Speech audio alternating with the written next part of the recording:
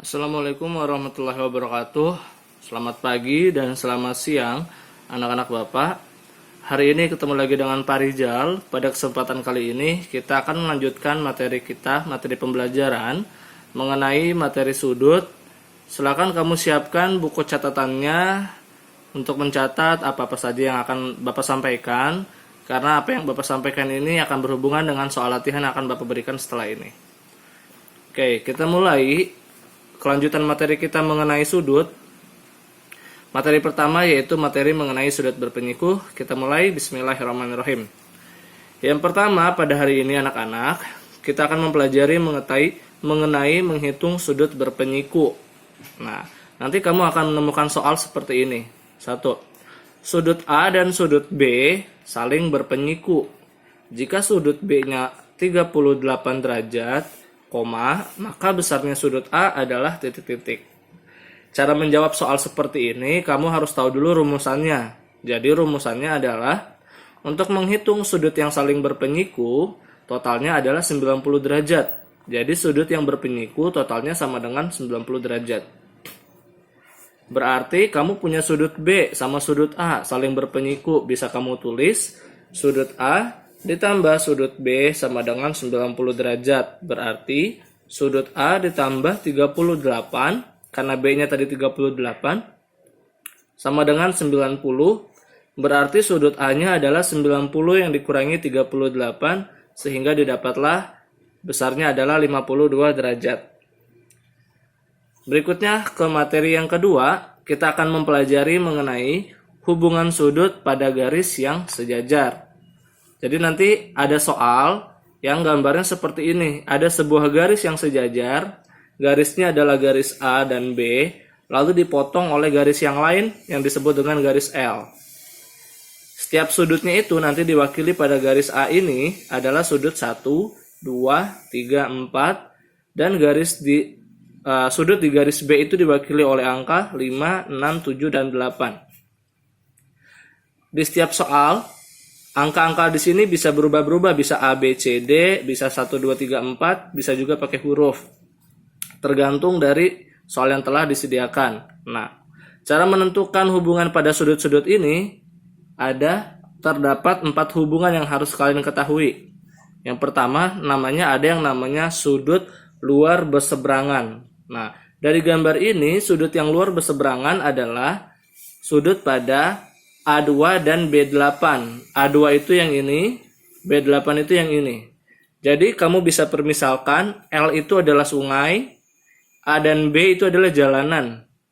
Nah, dia bilang dia ada di luar. Dia ada di luar jalanan dan dia saling berseberangan sungai. Berarti jawabannya adalah A2 sama B8. Ada di luar jalanan dan dia saling berseberangan sungai. Gitu ya. Lalu yang kedua, ada juga A1 dan B7. Dia ada di luar jalanan juga nih, A1 sama B7 juga ada di luar jalanan dan mereka saling berseberangan sungai. Maka dikatakan sebagai luar berseberangan. Yang berikutnya ada juga yang disebut dengan luar sepihak. Luar sepihak contohnya adalah A2 dan B7, A1 dan B8. A2 dan B7 ini kan ada di luar nih. Sama-sama di luar jalanan, tapi dia pihaknya sama, nggak saling menyeberangi. Berarti dia di luar, tapi dia sepihak. Lalu bisa juga dibilang A1 dan B8. A1 dan B8, dia ada di luar, dan mereka juga ada di pihak yang sama, tidak menyeberangi sungai. Berikutnya ada juga yang namanya sudut sehadap. Sudut sehadap itu adalah sudut yang menghadap ke arah yang sama. Jawabannya itu adalah A1 dan B5, A2 dan B6, A3 dan B7, A4 dan B8. Kita lihat A1 dan B5 nih menghadap ke arah sini. Kemudian ada A2 dan B6 juga sama menghadapnya ke arah sana, ke arah kanan kiri atas. Lalu ada juga A3 dan B7 menghadap ke arah kiri bawah, dan ada A4 dan B8 itu menghadap ke arah kanan bawah. Yang terakhir, ada juga yang disebut dengan sudut yang saling dalam berseberangan. Dia ada di dalam jalanan dan dia saling berseberangan. Berarti bisa kita jawab dengan yang di dalam berseberangan. Berarti ada A3 sama B5. Dia di dalam jalanan tapi dia nyebrang, sama A4 dan B6. Oke, itu mengenai hubungan pada sudut-sudut. Berikutnya kita akan mempelajari mengenai perhitungan pada sudut yang sepihak. Contoh soalnya kayak gini. Diketahui sudut A sama dengan 76 jika 76 derajat jika sudut A merupakan sudut yang luar sepihak dengan sudut B, maka besar sudut B adalah titik-titik. Untuk menjawabnya, kamu harus menggunakan rumus. Rumusnya adalah total sudut pada luar yang sepihak adalah 180 derajat. Kalau dia luar sepihak. Berarti bisa kita tulis sudut A kalau ditambah dengan sudut B hasilnya 180 derajat. Sudut A-nya 76 derajat ditambah sudut B sama dengan 180. Berarti sudut B-nya adalah 180 dikurangi 76 sehingga sudut B-nya adalah 104 derajat. Yang keempat materi yang akan kita pelajari adalah sudut pada jajar genjang. Semisalkan ada contoh seperti ini. Ada sebuah gambar jajar genjang. Sudut yang saling berhadapan adalah 3x tambah 5 dan 155 derajat. Soalnya adalah tentukan nilai X. Maka cara menjawabnya adalah kamu menggunakan rumus.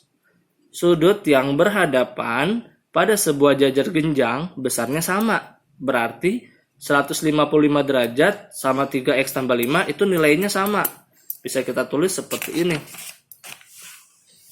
Berarti 3x tambah 5 itu sama dengan 155.